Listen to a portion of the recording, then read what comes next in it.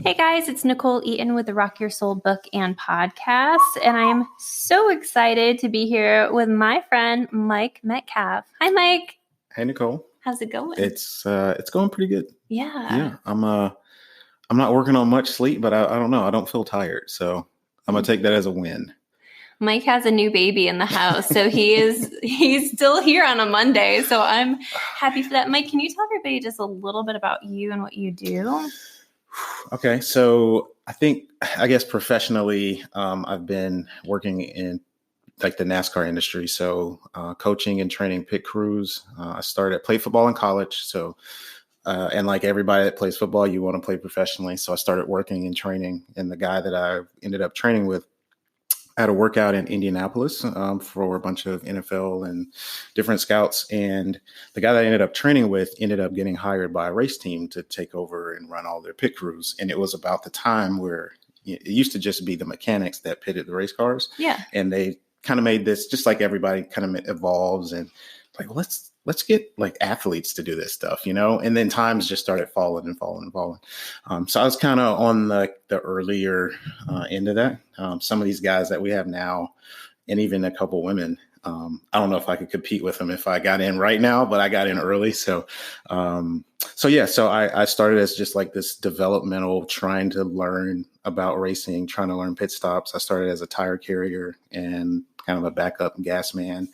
Did that for, probably about 8 years before I started to get into like the coaching and training side. So now I work at Chip Ganassi Racing. They've been around for 30 years. It's one of the better teams in racing, and I'm a player coach. So I'm a fueler for the 42 car. Kyle Larson is the driver there. And then I help with a guy named Sean Pete. We've worked together so this is my 15th year. We've worked together for 14 of those years, which is kind of crazy to work with somebody. It's a long time. Because we've been on 3 different teams, but we've gone to those teams together. Right. And so we've been coaching and training for 7 years now, full time also. And another career has kind of been born out of that, to where in 2017 for the NFL Combine. So here we are again, Indianapolis and football. Somebody reached out to the Indy. So Ganassi Racing has an IRL team, so Indy Racing in Indianapolis. Yes, yeah. So they reached out and said, "Hey, is there anybody you could send over? We've got this huge meeting with operations, human performance, team doctors, psychologists for every team coming in some meetings, and we'd love for somebody to come from your team to talk about how you work well under pressure." So they said, "Well, we could do that, but the NASCAR guys are under a lot more pressure than we are, so you should talk to them." So they called down to our office. Some guy, the head guy, it's called PFATS, is the acronym for it. It's like the professional group of athletic trainers. I don't know, but somehow Sean and I get asked, "Hey, do you guys want to go speak at the NFL Combine?" And I was like, "Absolutely not." You said no? I hate public speaking. Really? I'm not. Yeah, I'm more of a one-on-one person. Like okay. I don't really like. I didn't know that about you. Yeah. Well, just keep listening because it's now what I'm going to have to do like full time probably. Right. But yeah, so we threw a presentation together, and I thought it was terrible, to be honest. Mm-hmm. Well, not the actual presentation part. Right. I thought the content was solid, but I just felt like we bombed it. Huge ovation. We ended up being there for like 2 hours talking to teams from, our best conversations actually ended up being with Saints, Patriots, and Chiefs. Oh, wow. Which ironically are 3 of the best teams. Right. But you had all these people like some of the other teams that you would think might want to be more inquisitive or hungrier. And it was all the best teams that really wanted, and 49ers actually was the other one. Okay. Those were the teams that we really talked to. And, which led to us going out to Kansas City and spending some time with Coach Reed and getting to know some of their players and talking ideology about what we believe is to be efficient and best practices for building high functioning teams, and then their ideology about it. So that went so well that we're like, well, let's just try to do this presentation again somewhere. So we reached out to a friend here in town. Novant Health is one of the big health providers. Yep. So they had an offsite. We're like, well, can we come and do it again? this one lady's like crying because she was just like, I just needed this so much. You didn't even know what you just opened up. Yeah. So at that point, it was like, well, you know what? Maybe we should like kind of try to do something with this. So probably took a year, because again, racing is every week and it's nonstop. So I feel like I've been talking about a lot of this stuff it's been a couple of years, but it's actually kind of now starting to pick up to where maybe we can talk about it later, but have a book that should be out soon. But we just got an LLC and started what is now DEC Leadership, which is an acronym for diversity, efficiency, culture, and kindness. And those are the 4 pillars. So that presentation pretty much that we talked about with them was how we took a team or teams that were underperforming and then like help get them to be elite. And it wasn't budget, it wasn't money, it wasn't talent. It was, the soft skills. It was empathy and finding people that are going to be owners and not renters. It was going to be finding people that we could invest in and people that were willing to invest in themselves, things like that. Absolutely. And so just telling those stories has helped us kind of build a platform. And so that's pretty much what I do. So I'm full-time in racing and somehow full-time doing like consulting and writing and working with companies and teams, and then full-time dad. So I got a couple things on your plate. 2.5 month and 2.5 year. So that's a lot and exciting, and husband, and then on a couple different boards. One is the Daddy Saturday Foundation. That's out of Charleston, South Carolina. A guy named Justin Batt, who is a name that people are going to know here pretty soon because it's about to get pretty big. Yeah. Got some pretty big things coming. But the goal there is just to end fatherlessness. It's just a big epidemic for where we are now. Absolutely. And the role of the father in the home is so important. And obviously the role of the mother is too, but mothers seem to stick around a lot more than fathers do, right? So Absolutely. Just trying to give dads the tools to feel that they can connect. Some dads, Justin's problem is that he would work all week and travel, and then he'd get to Saturday morning and be like, okay, like, what do I do? Yeah. Absolutely. Yeah. And his wife would just say, all right, here's all 4 here. They're yours. You've been gone all week. And then he would just kind of look at them. They look at him. There's no real relationship because he's working and he's busy. And that hard transition from business meetings to the backyard. Mm-hmm. That's the bridge that Daddy Saturday is. It's trying to provide platforms for dads to be intentional and connect with kids. So I'm involved with that, helping them out. And then there's a group called Running Works, which pretty much is just trying to get homeless people to just be active. Wow. Okay. One of the best ways to, and this, to release endorphins or to feel like you're alive or connected is just to exercise. Like Absolutely. There's something that happens in our brain, in our tribal biology when we're moving that helps us feel better. So that's just like kind of the jump start. If they can get them to run, then there's a chance that they might come to a class on addiction or hope or, and so it's kind of a calculated program, but it's just the premise of it is just, hey, let's just go for a jog. I love all of that. I think that's so exciting. I mean, it sounds like a lot. It sounds like you have a lot that you're part of, but it's also great to be part of. Yeah.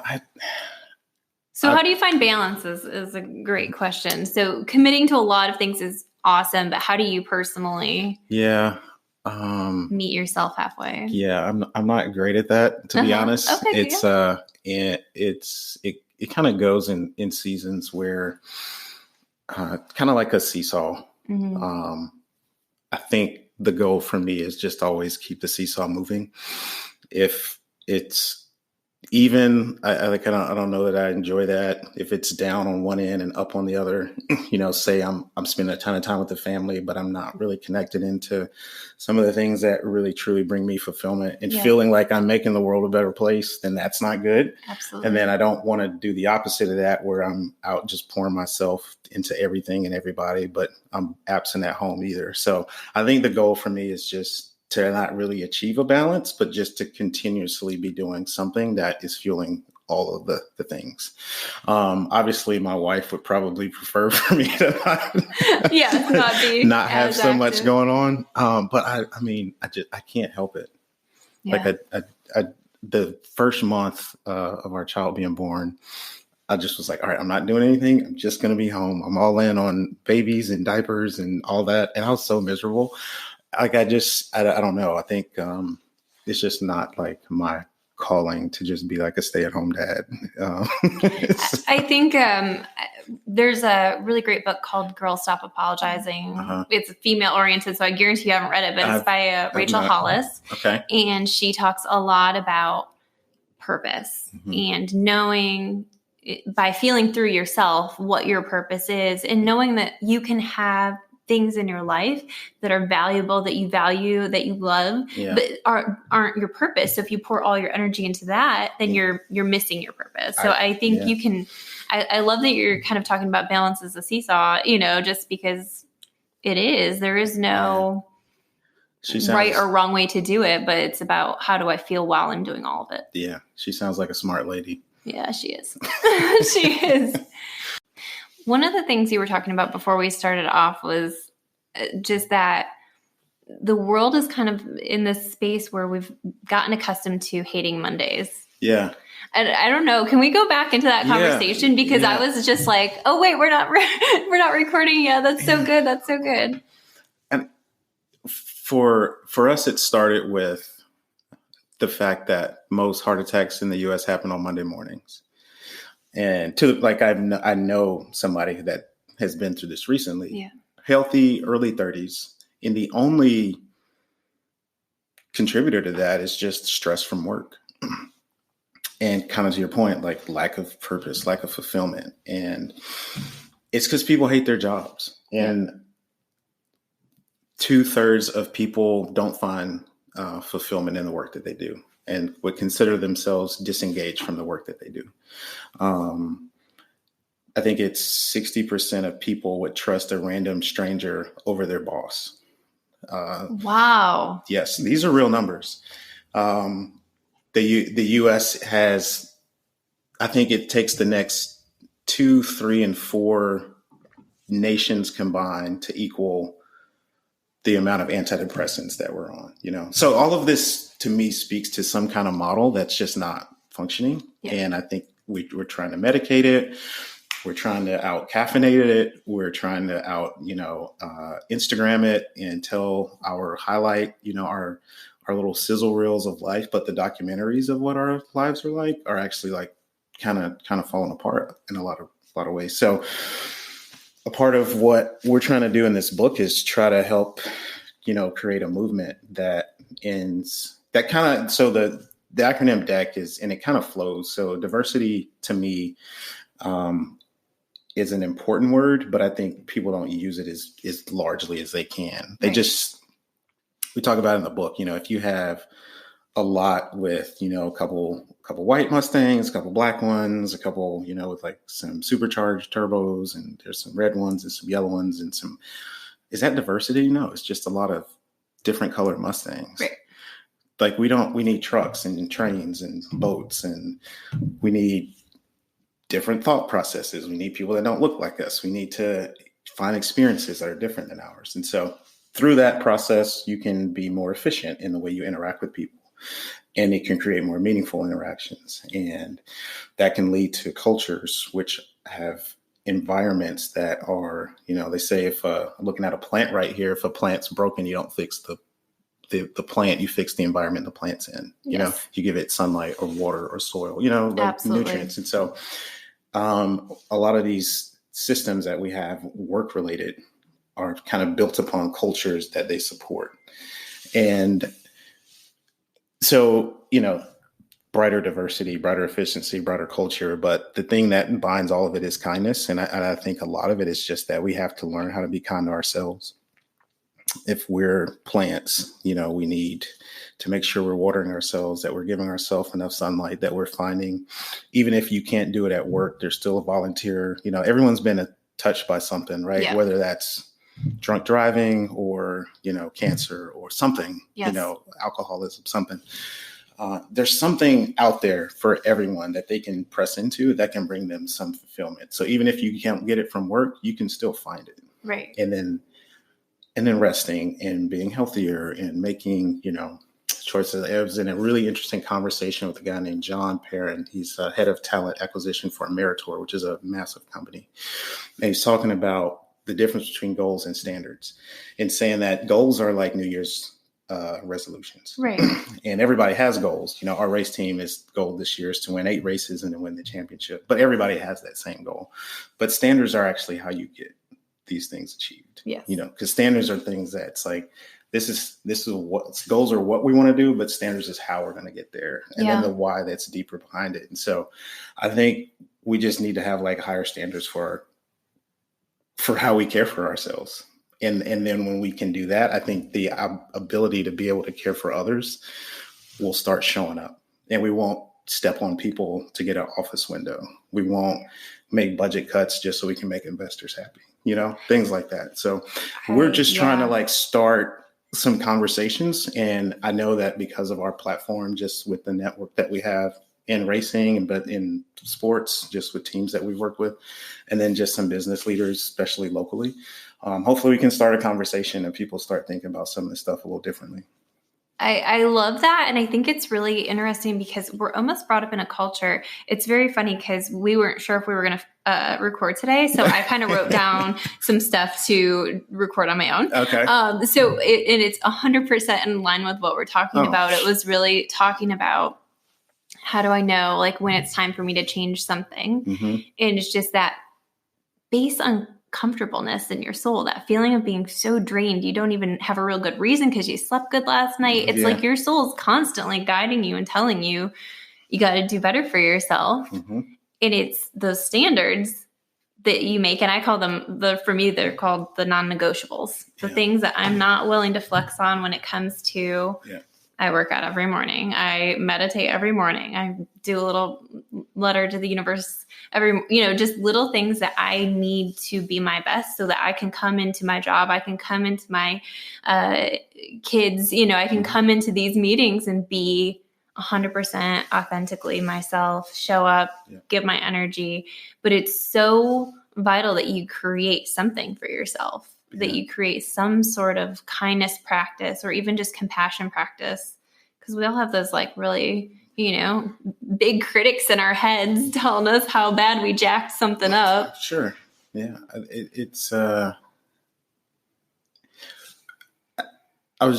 were saying it earlier. I don't know why that it's easy to do that, for like an athlete to mentally condition their mind to go out and perform at their absolute best. And no athlete, no professional sports team would just kind of casually roll into a game without a game plan. Right. But we do this every day with our lives. And that's a lot more significant than a game, Absolutely. But what you just said was that you wake up and establish a game plan, so that when you show up for your husband who's back in there digging and the kids, like you have something to give them, Absolutely. and not something that you give that is immediately going to leave you drained or empty, but there's something else or behind resentful. it. Yeah. I think that's bitterness and resentment. Even if you're giving and even if you're willingly giving, there's still some of that of like that, what about me? And instead of giving out of kindness, it's giving out of getting. And it's just a whole different exchange, It is very different. Very different. That's how do you help people? Because this is your expertise that deal with bitterness and resentment. Like what? I mean, self-care. Because when you're full, Yeah. You're not pulling from nothing. And when you're not pulling, you know, when you're pulling from a place of being fulfilled in yourself and being honest about what it is you really want. Because I think a lot of people get conditioned to lives that no longer work and maybe worked a while ago, but now they're not working anymore. And now we've got to make a change. If you haven't heard about Anchor, it's the easiest way to make a podcast. Let me explain. It's free. There's creation tools that allow you to record and edit your podcast right from your phone or computer. Anchor will distribute your podcast for you so it can be heard on Spotify, Apple Podcasts, and many more. You can make money from your podcast with no minimum listenership. It's everything you need to make a podcast in one place. Download the free Anchor app or go to anchor.fm to get started. So one of the things that you talked about back a while ago, we were at a speaking event and you were talking about resiliency. Okay. And you were talking about coming back from, you were doing the pit crew stuff. You were talking about kind of this 0.8 of a second or whatever mess up. Yeah. Okay. Yeah. And how do we come back from either not being kind to ourselves or something getting majorly jacked up or costing somebody a race, or, how do you find your bearings? Yeah. When life throws you a curve? Great question. So the story, just for listeners, was we were in, and this is the world I'm in. So we were in Darlington Raceway, not too far from here. It's in South Carolina. And it's a long race. So we probably did, I think, 11 or 12 pit stops. And for 1 through 11, with our backup jackman, because our starter had just injured his arm, so he was out. So with our backup jackman, we had gone the first 11 stops leading the board. Yeah. We never lost a spot. And if we were behind, we gained it. And we were leading all day. On the very last pit stop, another team was 0.4 faster than us. And they ended up winning the race, a race that we probably should have won. Yeah. And no one would talk to us, like we were, meanwhile, we had come a long way and had turned over a culture and built a program from people that had been fired and said that they were never going to be good enough. Yeah. And it immediately went to can Mike and Sean still cut it on the big stage? Are these the right guys? Do we need to look for new pit coaches? And it was just like all this stuff that happened. And I was like, really? Off of 0.4 seconds. Like you blink your eyes. If anybody's feeling stressed out at work on a Monday. Yeah, I know, right? Think about Mike. God, blink your eyes as fast as you can twice. That's 0.4. Yeah. And that's my margin. That's the world that I live in. And we had to go back to work on Monday, which I guess is part of the resilience is that like show up, just say like, okay, this happened. But I'm going to keep going. If you swim, a lot of people feel like you kind of felt like I was drowning in that moment, of this really small 0.4, but it seemed like this ocean that we just had to kind of climb ourselves out of. But for swimmers, if you stop swimming, you drown, but as long as you keep moving, like you give yourself a chance. So showing back up and staying in motion is a huge, huge part of it. A lot of it too, is there's a lot of thought going on right now about neutral thinking. So in a car, you would never go, say you're going really fast forward. You would never just throw it right into reverse. You can, but it's not really good for the engine. Right. So you have to go to neutral first. And it gives you that time to process where you're at right now, unload what direction we were going in, and then give yourself a chance to go in a different one. Right. And so I think just finding neutral is a huge part of resilience. At some point it's just accepting like we tried really hard and man, it just didn't work. And we were so close, and you can say we're failures and we're going to get fired and we suck. Or you can say like, there's a lot of things that we are doing really well. And maybe just some small changes can give us the results that we want, the outcomes that we're looking for. So I think a lot of it is just, it's not all of it's in the mind and being able to just accept the bad part and being able to deal with it. And talking about it, I think we called everybody in and just like, hey, let's just like, how do we feel about that? Like, what was that like, talking about, Did we like that? Did that feel good? But just being able to process out loud and feel heard and be like, okay, and we're going to kind of learn to, we say fail quickly to our group all the time, like learn from the mistakes. We never really have like loss or failure issues. It's always opportunities for growth, right? And so just seeing it as opportunity to deepen, to know, okay, this is where we missed it, Yeah. And so you learn from that and you improve.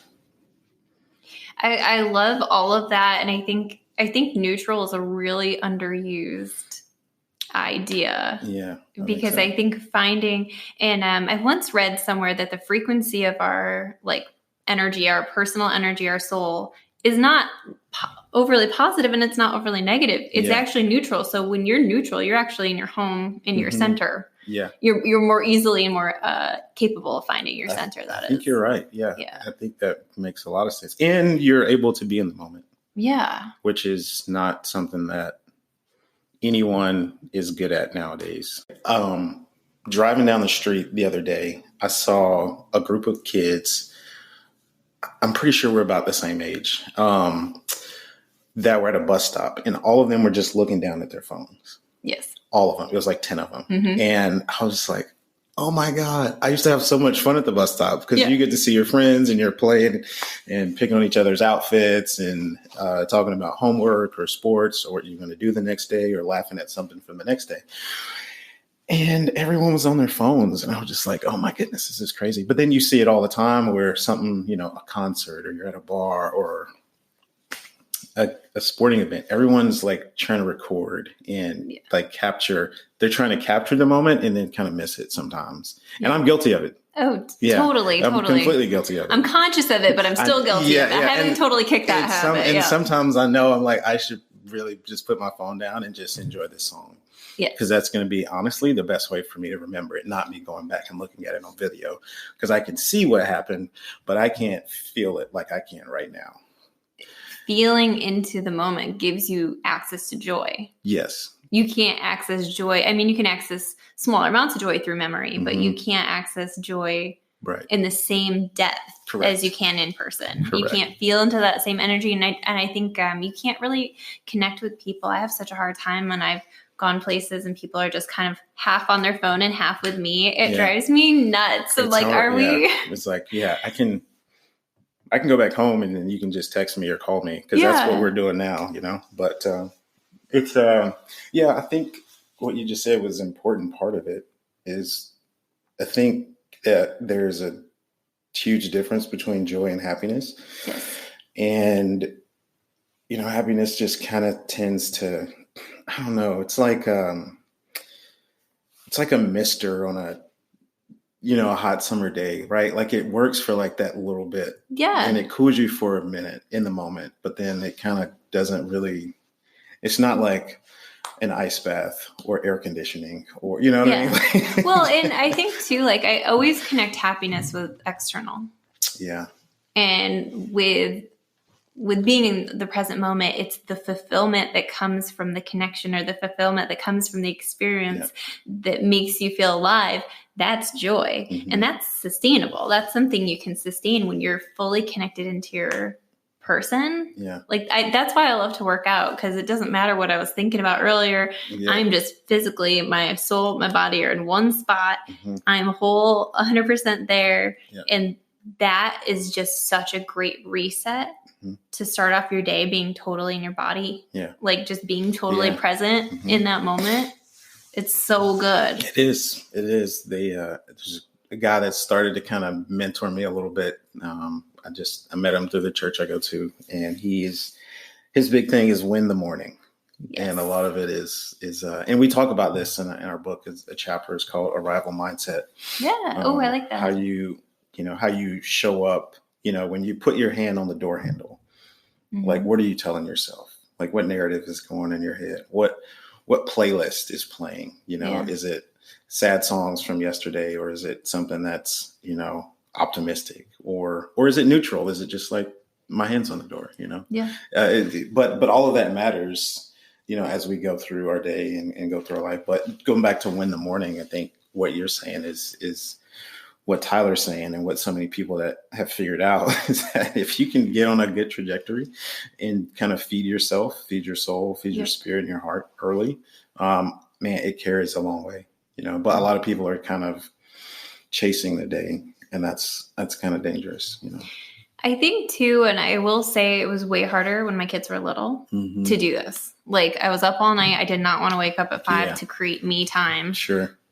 but I still created me time throughout the day. Or I always worked out at night when my kids were little, just because I could put them to bed. I had a very strict bedtime for them. I still do. Yeah. But I would put them to bed. What time are they in bed? My kids are in bed at 8. 8, okay. And I have an 11-year-old, which is, we're starting to get that stretch. some pushback. Yeah. But, it was just so important for me to set boundaries for myself, to still do something for myself. Because even if you're doing it at night, you're still setting yourself up for good night's sleep. Yes. To wake up in a better space the next day, knowing that you can look forward to, at the end of the day, a little bit of you time. Yeah. So I think there's flexibility depending on where you're at in your life cycle. Sure. Yeah, I would agree with that. Because then you're probably going to eat a good dinner because you're not going to want to eat something crappy because you just burned a bunch of calories. Totally. You're going to sleep better. Yeah. No, as long as you get it in, I'm good. What's your morning routine?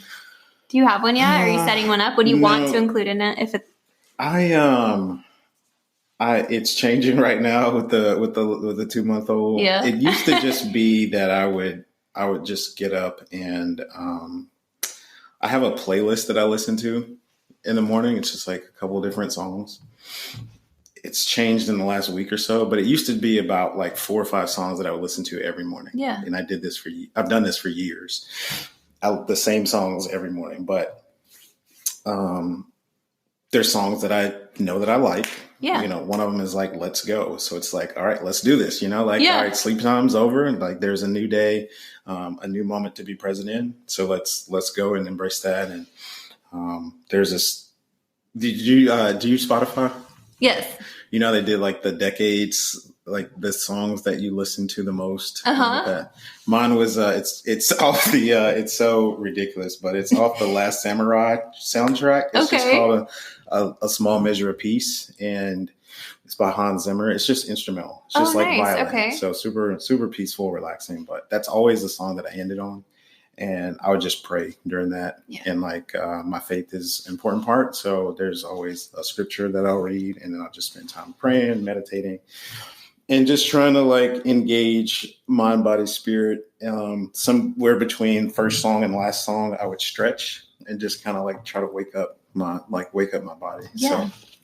So I would just try to hit like mind, body, spirit every morning. Yeah. And then there's like a couple little things that I do. I have like this little saltwater solution that's supposed to kind of like cleanse you out each morning. Okay. And then a lot of times like a bullet coffee, just a little boost with a little caffeine, or and like some MCT oils, just something like some fats, just to get the brain activated. I think a lot of people don't know that, but like having fat in the morning is really important to like the clarity. I know it's a big word for you. Yes, but like clarity of thought and brain, like your brain needs fat.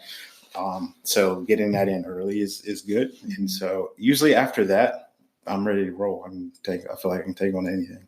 Good. And it's crazy that every now and then something happens with like the kids or something changes. And if I don't get to go through that routine, it's usually like after lunch before I can pull it together. Yeah. And I don't know, it's crazy, but you begin to rely on it, Well, it's filling up the gas tank. So, so that you can make it to your final destination. Yes. I used to say to my clients, you wouldn't drive a car another 500 miles on E because it will break, because because it's not built for that. Right. And it's the same with our physical bodies and our minds too, because our minds need the nutrients, it needs the fats, it needs all of these things that you there's so many components, and there is a lot to pay attention to. So I always say people, when you're trying to set up a morning routine, start with it just 1 or 2 things. Mm-hmm. Do not commit to a big half-hour ordeal. Right. If you can throw 5 minutes of stretching and 5 minutes of reading, praying, writing, whatever you need to do in the morning, it's a good start. It's a just great start somewhere. It'll. I mean, that's literally all you need, and that's how I started. It just kind of grew over time because I was like, because I enjoyed the benefits of it, right? And I was like, well, maybe more time could be more benefit, like maybe that's more gas that's in the tank. Totally. And it seemed to translate, it seemed to translate. So, sometimes that's like 45 minutes for me. Yeah. But usually I have like I have different versions. like a long morning. Yeah. I have like a 15-minute morning, and then I have like a 45-minute morning, and a lot of times it's somewhere in between. But. Have you read The Miracle Morning? It's like how I know, Elrod, maybe. Yeah. I haven't read it, but I know what you're talking about. And I know like friends that like swear by it. He just breaks it up. It's interesting book. He breaks it up, and he has one for parents now. Because the first time I read that, I'm like, that would be fantastic if I didn't have 900 million things to do in the morning. If I woke up on my own choice, and not some child sounds great running into the room. But he does have one for parents now, so I appreciate that. But very fascinating, and he just goes through like 5 different things for you to be considering in the morning of like, how can I include body, mind, spirit into my day? How do I get my physical body activated, my mind activated? So I love that. A friend of mine, his wife started doing that, and it saved their marriage. Yeah. Like 100%. Yeah. So just finding that time to connect is so important. And when you have kids, I mean, your day is not necessarily always up to you sometimes. It's not yours. You learn to go with the flow real fast. Yeah. And so and that's hard for people that are A-type or control freaks. And so you plan to go. I mean, I planned this nice brunch for Dara and I not terribly long ago. Didn't happen. Yeah. Like it wasn't even, like we never even got close to pulling it off. Yeah. It was like, man, it sucks. But yeah, sometimes the morning is just the best way to do it. It takes sacrifice, but I think we make sacrifices all the time. So I think making good ones that fuel the things that we need are important. Yeah. Well, and getting clear with yourself and getting clear with like, what do I need to function at my best? Yeah. I talked about this a couple podcast episodes ago, but like, even if you're just like, okay, I know energy makes me feel most like myself. Having a lot of energy, that's how I feel most me. So what couple things can I do that are going to amplify or increase my energy? Or some people feel like mental cognition and clarity. If I'm that, I'm good. Or if I'm in my body, I'm good. So just different things of thinking about what's going to make me my best self. How do I know when I'm my best self? What do I feel? What kind of things can I, do? Yeah. I was saying the other day that music is one of the things that really, like, I feel energy from music, and because of, I knew something was off with me, and I was like, man, I'm just not feeling the juice like I usually would. But I realized after like 2 weeks, it took me, and apparently I'm an expert on failing quickly, but it took me 2 weeks to figure this out.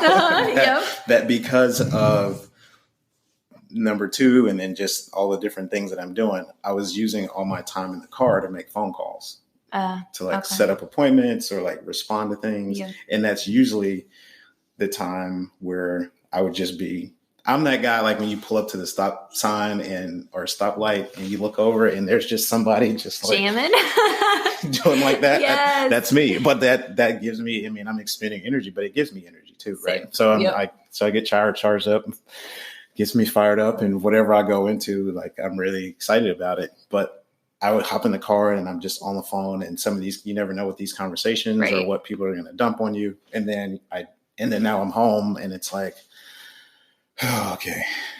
You don't get a break between point A and point B because you're working in between. Exactly. So I was like, I just won't. I'll have to make those calls tomorrow or later if I can.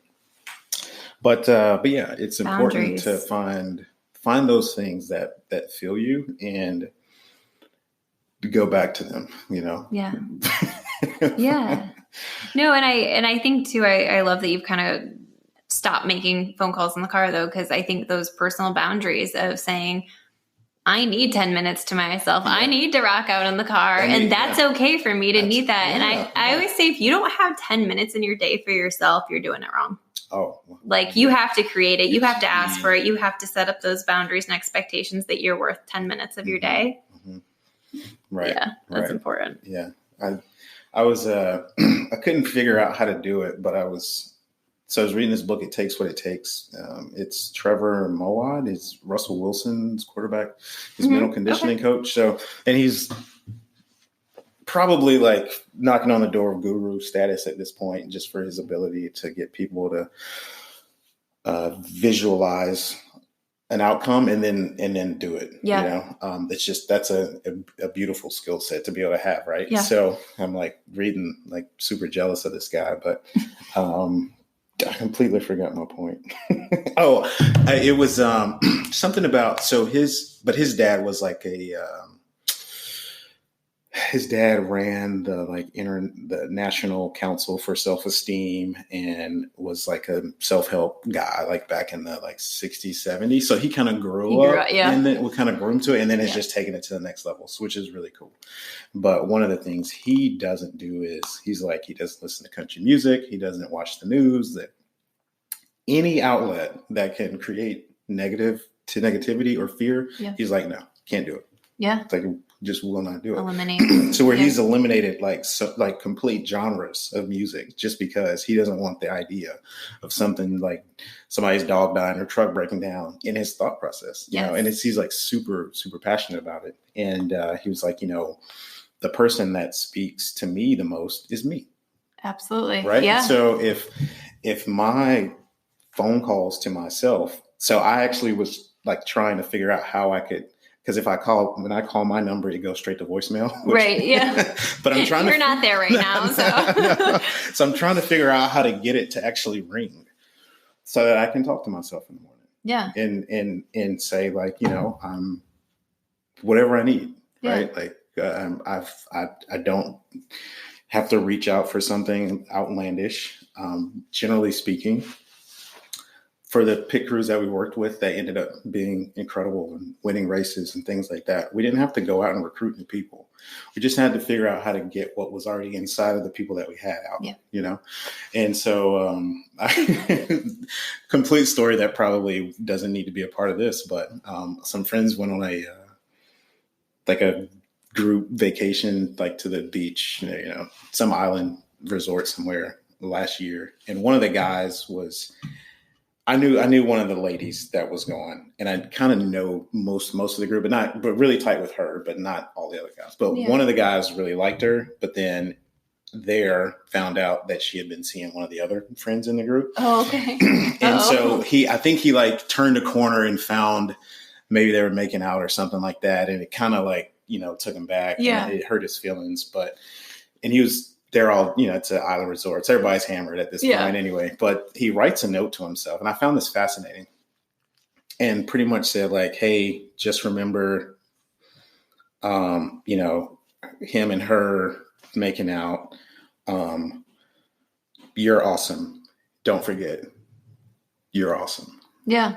Like his drunk self. Thought to do that. That's amazing. To remind himself, but he knew that when he would become like, you know, like settled and sober enough to think about it, that it would hurt his feelings. Yeah. That maybe that other guy knew that he liked her. Right. And maybe she knew that he liked, or either way, it's a missed opportunity. Yeah. Regardless of what happens. Like, I think there's always things that don't work out in life or opportunities that we miss. Yep. And I thought was brilliant to tell himself first before anyone else that he's an awesome guy. Yeah. And that was going to be what defined that moment, that he's great. Not that he missed out on anything, not that it didn't work out, but he himself is a good guy. And that was the narrative that he was going to go by. And I was like, he's got to start some kind of like podcast or something, like, because whatever that is that made him do that, like the world needs that. Like people need to know that you can dictate to yourself so much more. You can market to yourself much more than any, I mean, Nike, right? Like they're brilliant with their commercials and things like that. Absolutely. You have more of an ability than Nike does to market to yourself what you can just do. It's really, I love that. And it's actually been proven through trauma healing that you can go in and rewrite your story. Yeah. So you can go in and override trauma by going back in and remembering it differently. Yeah. And so basically you can kind of reset things, and our minds are natural meaning makers. So they're constantly looking to make meaning out of situations. And what does that situation now say about us? So he kind of decided it doesn't have to say a darn thing about me. Yeah. It is just what it is, and I'm still awesome. And I think if everybody had the ability to say, okay, this situation that's showing up, this opportunity I missed, doesn't mean a darn thing about me. Right. It doesn't impact my person or my worth or my value or what I bring to the table. That's huge. That's a game changer. If you can do that in your personal life, it's a game changer. It is. I learned a lot from, that's a great story too. Poor guy. I know. I'll send it to him. He can hear me talking about it, because I don't think that many people know that story. But yeah, I think. But I feel like you're somebody that helps people discover that journey, that voice that they have inside that can dictate to. And some people don't have that voice. I learned that the other day. Some people don't have an internal dialogue. Like they choose not to, or it's absent. It's more of just picture. But there's no actual narrative to communicate back and forth with. Like they were born that way, kind of thing? Yeah, it's like it's like 13% of the population or so. Don't quote me on that percentage, but I was like, what would I do with all my free time if I wasn't constantly back and forth in my head all day? Isn't that wild? I can't even imagine what life would be like, because I'm like talking all the time. Yeah, same. What do we say to those 13%? Like, what are they? Is it writing? Is it writing stuff down on the wall that they need to see, or is it like?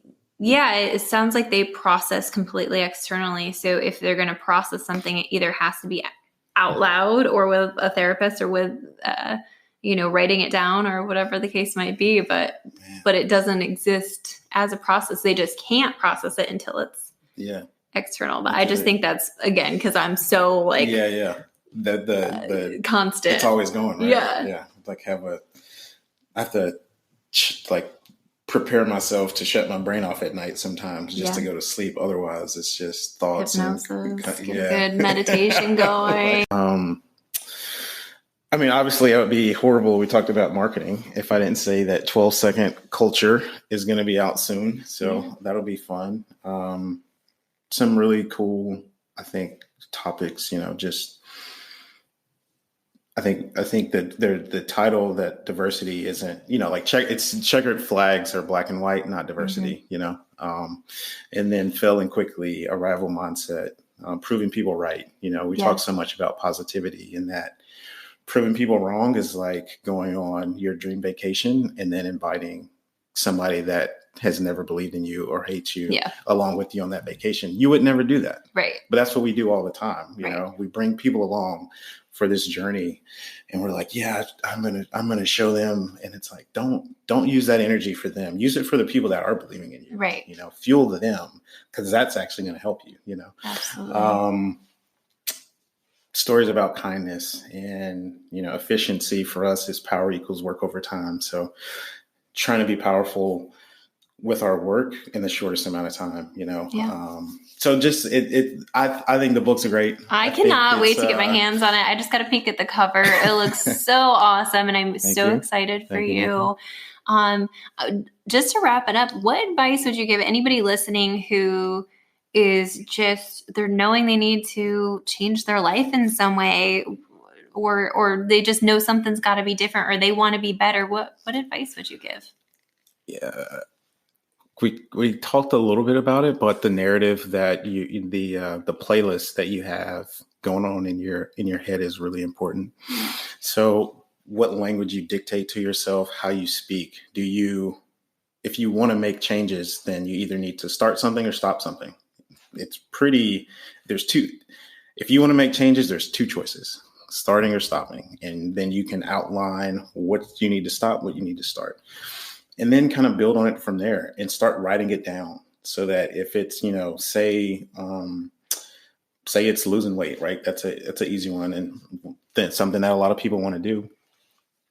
knowing that you need to lose weight. Like a lot of people know they need to, or know they need to stop smoking or sleep more or drink less, or, but believing is really important. Yes. And so and believing at some point is tied to hope in some way. And if you can do that and make yourself hopeful to where you are writing and seeing something that you wrote down on your mirror or on your wall, or a reminder that you get every hour about whatever that changes that you want to make, you're more likely to believe it.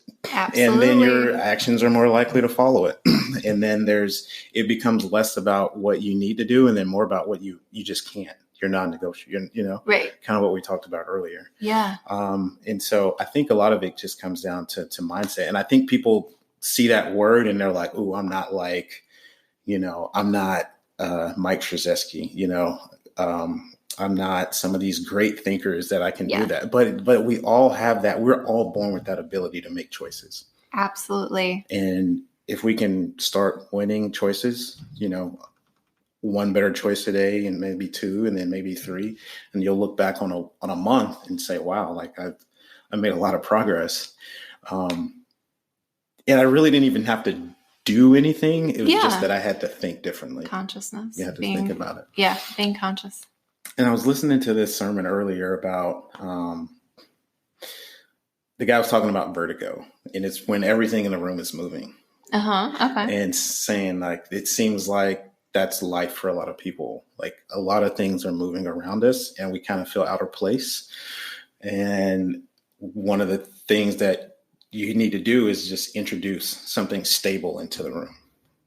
So I would say too, sometimes changing is, or making better choices, or, fueling whatever it is that we need to do as far as growth or maturity, whatever that might be, is doing something that looks very different mentally. But then also, I think at the center of it too, there has to be some anchoring that has to happen. And so some things that you kind of do every day that help make you create good habits, because habits become lifestyle, right? Absolutely. And then I think before that is thoughts. So then you got thoughts and then habits. And then you begin to kind of see like, okay, I'm starting to get the results I want. And so anchoring could be faith, it could be friends, it could be, fitness, it could be a community of people. A lot of times it's just finding somebody that's in that same point with you that you can just walk through it with. Yeah, I would say. And then the last thing I would probably say is don't put a expectation or limit to what your success could or should be. Success looks so different. It's going to look and feel different for everybody. Yep. You can't necessarily say like, this guy did this, and so that's what it should look like for me. Don't buy into comparisons. Feel free to disengage from the social medias of the world that are going to kind of make you focus in on how quickly everyone else is changing. You might not know, like you might be way more advanced than they are, but they just might be able to make it look a certain way. Yeah. And so I think a lot of it is just, like I said, going back to accountability. So you want to press into people and feel like, there's some people that can walk with you through as you make these things, but at the same time, not to the point where it cripples, whatever growth you're looking for, I guess. I don't know if that makes sense or not, but I know it does. And I heard this quote the other day. I'm going to see if I can find it really quick because it just stuck with me. If you judge the process of doing it, you disrupt the power of it. And I just really like that in regards to. I'm glad that you could find that so quickly. Well, I had it up because I told you I was preparing something else. But if you judge the process of what you're going through, you disrupt how powerful it can be when you finally get to your destination. So when you're doing that comparison, you're trying to figure out what success should look like. Right. You're taking yourself and your momentum and side railing it, Yeah. You're sucking the wind out of your own sail. Absolutely. Right? Yeah. I know what I was going to say. So Justin Hart, so he was at the racetrack in Vegas, and he was just asking questions about being on a pit crew. Yeah. And a lot of the questions is like, man, how long does it take to learn how to do that? And there's no answer for that. Right. Some guys, they pick it up in girls, some guys and girls. There's plenty of women that are doing it. And I need to get used to that because when I started, it was all guys, but there's some incredible chicks that are coming through now that are like rocking it out. So, and I love that. But some of them it's 4 months and some people it's literally like 2.5 years. Wow. Okay. But the only theme is whether it's 4 months or 2 years, like you just can't give up. Yeah. You just got to keep going. So. I love that. And where can people connect with you and find you? Yeah. So on the gram, it's just at Deck Leadership. Okay. And it's been slow. We're going to ramp it up here pretty soon though. So we'll start pushing a lot more. We're going to do a podcast called, Failure Coach. So a lot of people, we just kind of say like, you wouldn't want a home bait, like a home run coach before just like a basic hitting coach. Yeah. I know you understand baseball. Yeah. It's a baseball house. So, sure but you got to learn how to get on base first. Yes. And so a lot of people are looking at some of these, big tycoons that have these incredible podcasts. Yeah. You're incredibly successful. But you failed a lot along the way. And you're standing on, you're sitting on a throne of failure, for sure. But that's every successful person. So we're just going to try to unpack stories from people about not just like the things that they do well, but like, what do you suck at, Yeah. but learning that generally when people that have aspirations and that have been successful, a lot of times their frustrations kind of guide them. Right. Oh, totally. Yeah. So the things that like anger me or frustrate me or I'm not good at it makes me work or think differently than maybe I usually would. And that seems to be the moments where we grow, Absolutely. So Failure Coach, we've already got all the hashtags for that. So like at Failure Coach, and we've already started working on some of it. And then I don't do a lot on social media, but it's at MR Metcalf JR. So it's just my name, Michael Richard Metcalf Jr. On Instagram. I put some fun facts and motivational stuff out on occasion. Yeah. And then what else? Keep an eye out for your book coming out in the spring, I anticipate. Yeah.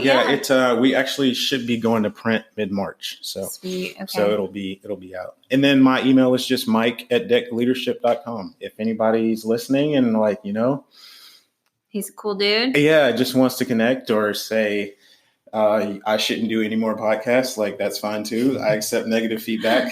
I don't think that will be a thing, but if there's any questions or anything that I could unpack, I would love to. So fantastic. Thank you so much for coming. And you can catch me, NicoleEaton.com or NicoleEaton.xo on Instagram. Bye.